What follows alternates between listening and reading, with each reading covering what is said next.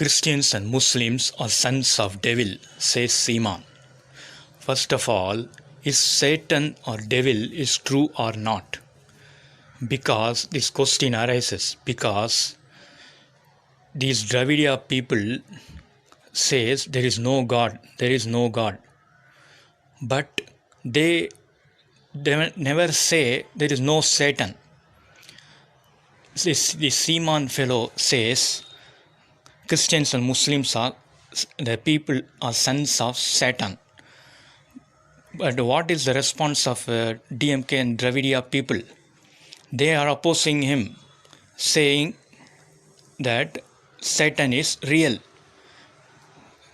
But these rationalists not saying Satan is false, Satan is myth. There is no Satan, there is no Satan.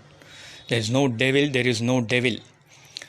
If there is no God in Hinduism for them, there is no God or Allah or Jesus also for them. But they don't say that. They also don't say there is no Satan. Why? Why? And second question is, if a God allows Satan to beguile others to do wrong things, why is he a God, first of all? Is he allowing the devil to beguile others? This is my second question.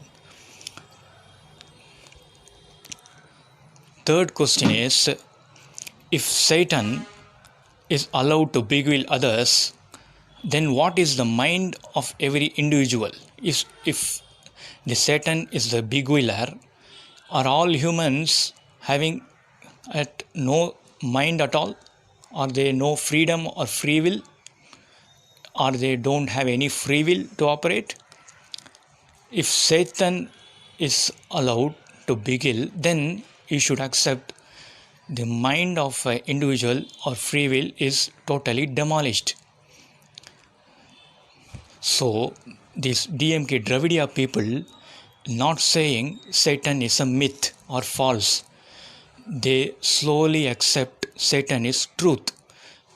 Their only aim is there is no God in Hinduism only, but they also accept the Christian Muslim gods and Satan. This exposes DMK Dravidiya people. According to Hinduism, Satan is false. This attitude of DMK Dravidiya people is supporting the Christians and Muslims, exposes them as anti-Hindus. DMK Dravidiya people are anti-Hindus. They accept the reality of the myth of Satan, Christian Muslim Satan. Thank you.